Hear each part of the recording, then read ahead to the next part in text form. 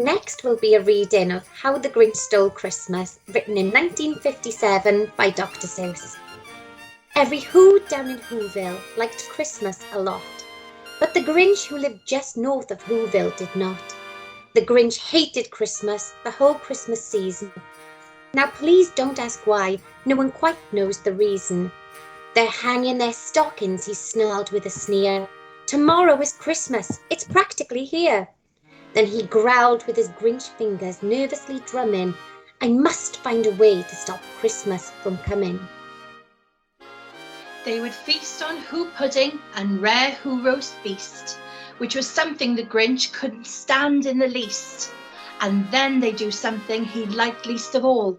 Every Who down in Whoville, the tall and the small, would stand close together with Christmas bells ringing. They'd stand hand in hand and the Whos would start singing. And the more the Grinch thought of this Who Christmas sing, the more the Grinch thought, I must stop this thing. Then he got an idea, an awful idea. The Grinch got a wonderful, awful idea. I know just what to do, the Grinch laughed in his throat, and he made a quick Santa Claus hat and a coat. All I need is a reindeer, the Grinch looked around. But since reindeers are scarce, there were none to be found. Did that stop the old Grinch? No, the Grinch simply said, if I can't find a reindeer, I'll make one instead. So he called his dog, Max, and he took some red thread, and he tied a big horn on the top of his head. Then he loaded some bags and some old empty sacks on a ramshackle sleigh, and he hitched up old Max. This is stop number 1, the old Grinchy Claus hissed, and he climbed to the roof, empty bags in his fist. Then he slid down the chimney, a rather tight pinch, but if Santa could do it, then so could the Grinch.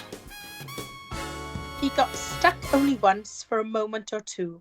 Then he stuck his head out of the fireplace flue. Where the little Who stockings all hung in a row, these stockings, he grinned, are the first things to go. Then he slithered and slunk with a smile most unpleasant around the whole room, and he took every present. And he stuffed them in bags, then the Grinch very nimbly stuffed all of the bags one by one up the chimney. They're just waking up. I know just what they'll do. Their mouths will hang open a minute or two.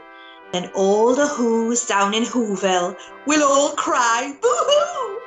That's a noise, grinned the Grinch, I simply must hear. So he paused, and the Grinch put a hand to his ear. And he did hear a sound rising over the snow. It started in low, then it started to grow. But the sound wasn't sad. Why, this sounded merry. It couldn't be so, but it was merry very. He stared down at Whoville. The Grinch popped his eyes. Then he shook. What he saw was a shocking surprise. Every Who down in Whoville, the tall and the small, was singing without any presents at all. He hadn't stopped Christmas from coming. It came. Somehow or other, it came just the same. Then the Grinch thought of something he hadn't before. Maybe Christmas, he thought, doesn't come from a store. Maybe Christmas, perhaps, means a little bit more. And what happened then? Well, in Whoville they say that the Grinch's small heart grew 3 sizes that day. And the minute his heart didn't feel quite so tight, he whizzed with his load through the bright morning light. And he brought back the toys and the food for the feast, and he himself, the Grinch, carved the roast beast. Welcome Christmas, bring your cheer to all Whos, far and near.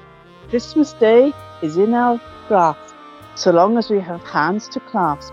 Christmas Day will always be, just as long as we have we. Welcome Christmas, while we stand, heart in heart, hand in hand.